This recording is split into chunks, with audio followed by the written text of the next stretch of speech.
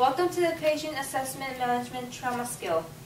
In this skill, you will have 10 minutes to perform your assessment and voice treat all conditions and injuries discovered.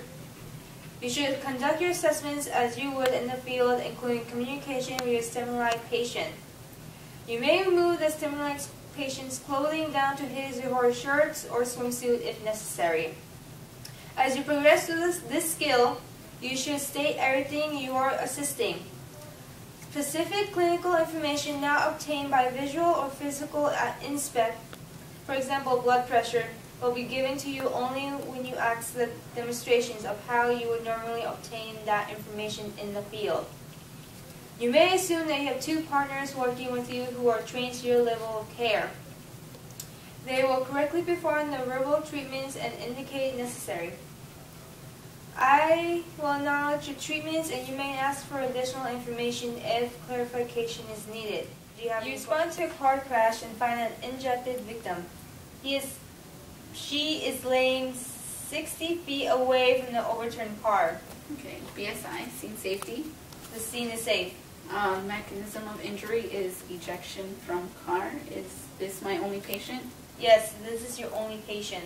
I'm going to request ALS and an ambulance, and I'm going to instruct my silent partner to maintain C-spine. Patient is an 18-year-old female. Seems barely conscious. Minimal bleeding is noticeable. Hello, my name is Jeanette. I'm an EMT. What's your name? Patient's breathing is at a rate of 14 with normal respiration. Patient is breathing at a rate of 30 and shallow respirations. There are decreased lung sounds on the right. Okay, so we are going to suction the airway and ventilate the patient with a BVM hooked up to high flow O2 at one breath over a second every 5 seconds.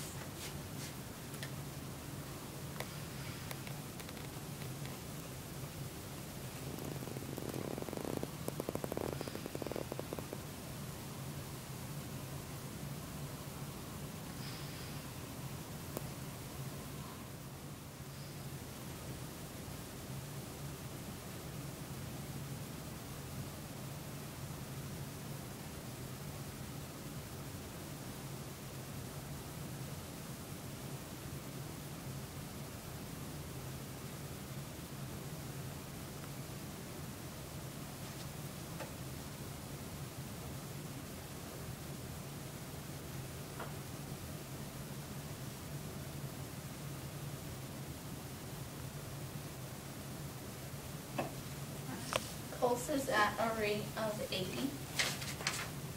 The patient's pulse is weak and at 130 beats a minute. Okay, patient is pink, warm, and dry. Patient is cold and clammy. Okay, I will assess for major bleeds and start initial treatment for shock.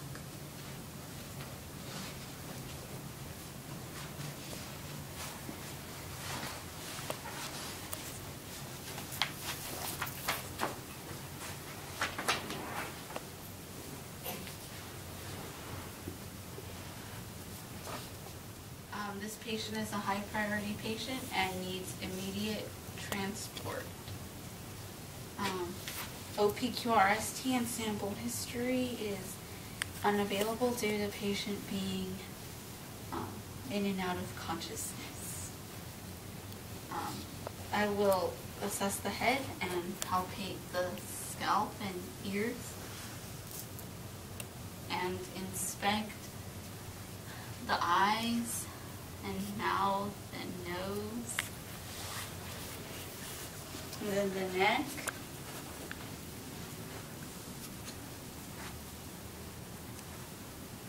there is no tracheal deviation and no jugular vein distension, and then I will assess and palpate the chest. So the right side of the chest is filled with decreased breath sound on right side as well. Okay, so I will palpate the abdomen and pelvis. Patient's pelvis I will verbalize the assessment of the genitalia, and I will assess the pulse, motor, sensory functions of the legs. Alright, pulses are good. There is a close deformity to right leg. Alright. And can you push down? Can you pull up? Okay. And we're going to assess the pulmonary functions of the arms. So pulses are good. Can you pull? Can you push? Okay. So that's good.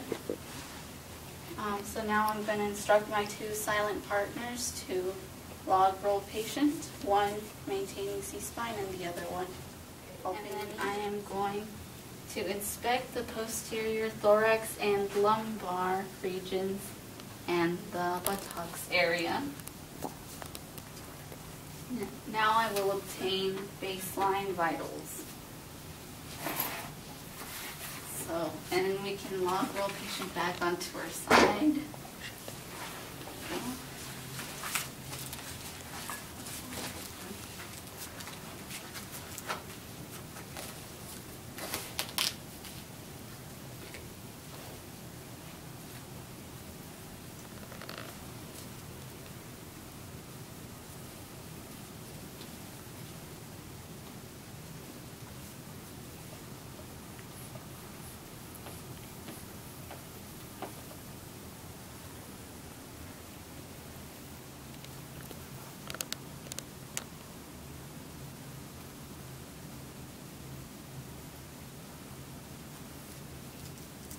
Blood pressure is 120/80. Blood pressure is 72/60. Alright. Respiratory rate for patient is 16. Respiratory rate is 28. Okay. And pulse for this patient is 82. Pulse is 138. Okay. I will bandage all wounds and lacerations and reassess this patient every 5 minutes.